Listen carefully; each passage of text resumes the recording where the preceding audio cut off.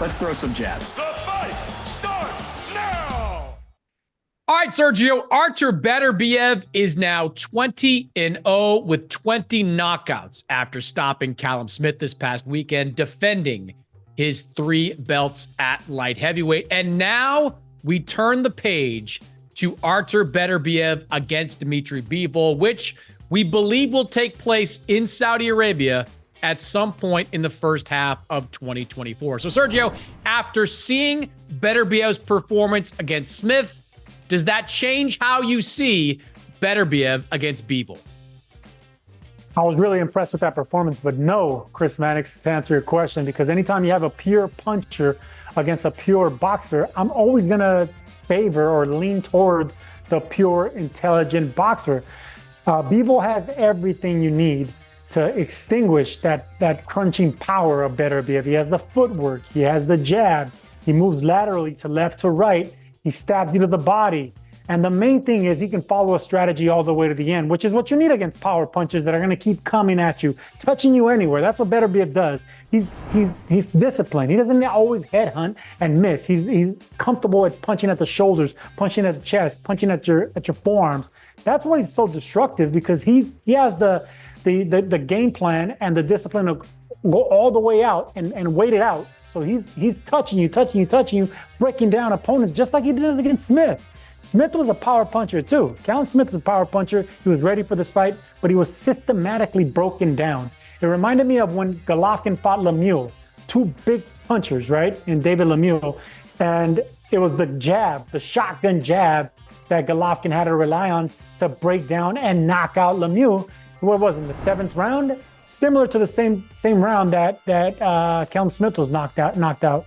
So it was systematic, Mannix. And I gotta favor Bivol on this one. Look, it's the best fight you can make at light heavyweight. And frankly, I hope they sign on to fight 2 or 3 times, because I don't think there's anybody even in their orbit at light heavyweight. They are the clear number 1 and number 2 in that weight class. The Beterbiev performance did show me something, because Callum Smith, with his size, with his length, with Buddy McGirt in his corner. We know Buddy McGirt is known for that jab and known for his ability to harness that as a weapon for his fighter, Sergey Kovalev. He did that against Canelo. It was a non-factor against Artur Beterbiev, who is just a relentless pressure fighter. And when he gets you hurt, he can finish you. That right hand that hurt Callum Smith, that started the inevitable ending for Callum Smith, that didn't look like a huge shot, like on film. But Artur Beterbiev is so strong and so accurate that a shot like that was just fight changing. And look, Dmitry Bivol will be the best boxer that Artur Beterbiev has faced. And Dmitry Bivol does have more power than he often gets credit for. But I look at Dmitry Bivol's recent opponents, and you've got Lyndon Arthur, who was non-competitive really in that fight. Gilberto Ramirez, good fighter, best years at 168. Canelo Alvarez, who Bivol, took the fight to and overwhelmed. Like, there hasn't been a guy that Bivol has faced that's going to put the kind of pressure on him that Beterbiev is going to put. So while I think that Bivol is going to be able to handle it well, because his footwork is excellent, his skill set is elite, you can't just walk into him because he is going to throw power punches back. His combination punching is excellent. Like, the second half of that fight against Beterbiev, Sergio, I'm really uncertain about, because I can see Bivol being up 4-2 going to the 6th, maybe even 5-1 going to the 6th. But Beterbiev is just relentless, and all he needs is one good shot to buckle you. And we have seen Bivol buckle before. Let's not forget that fight against Joe Smith. The latter stages of that fight, Bivol took a big right hand, and if that fight had gone on 30 seconds longer in that round, possible we have a different outcome. Beterbiev is a much better version of Joe Smith. And what I saw against Callum Smith, which was a one-sided destruction, that makes me believe a little bit more in Beterbiev in that fight than Bivol. And I can't knock you for that. And I was gonna actually use that example myself with Joe Smith, because we have seen Dmitry Bivol rock. It was a glancing right hand by Joe Smith, and you've seen Bivol kind of shaking in the second half of the fight. And I agree with you. He's gonna have to be perfect for 12 rounds, because Bivol's not gonna stop Artur Beterbiev. Bivol hasn't knocked out anyone in a few years in several fights. So it's going to go to the decision. And can he be perfect for 12 rounds? Beterbiev doesn't need to hit you solid. Like you said, he can punch you with half a shot, a glancing punch, and he can make your knees buckle. And if those knees buckle against a beast like Beterbiev, you're not going to make it, at the end of the round, let alone 12 rounds.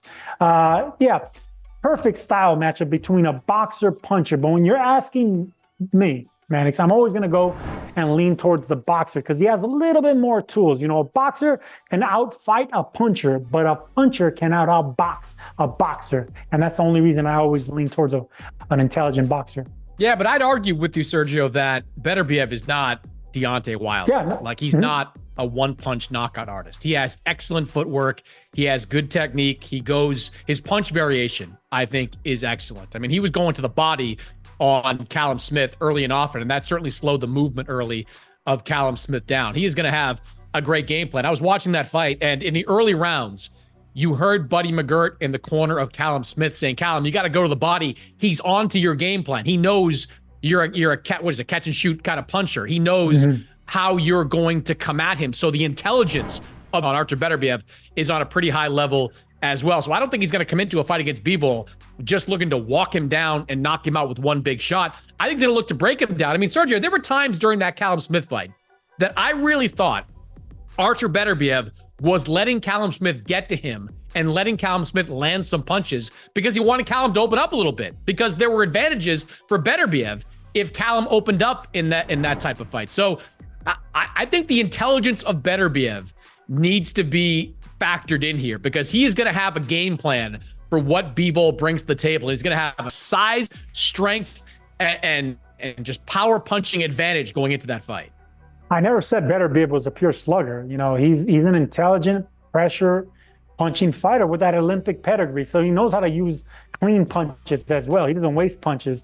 And like you said, he doesn't have to hit you cleanly. So in a professional game with those small gloves, glancing shots would do it. Glancing shots will get you rocked. They won't knock you out, but they'll get your attention and make you shell up. That's what happens to a lot of fighters that Beterbiev faces. They either shell up, or they, sell out. Either way, it's not going to go in their favor. That's the reason this man has a 100% knockout ratio.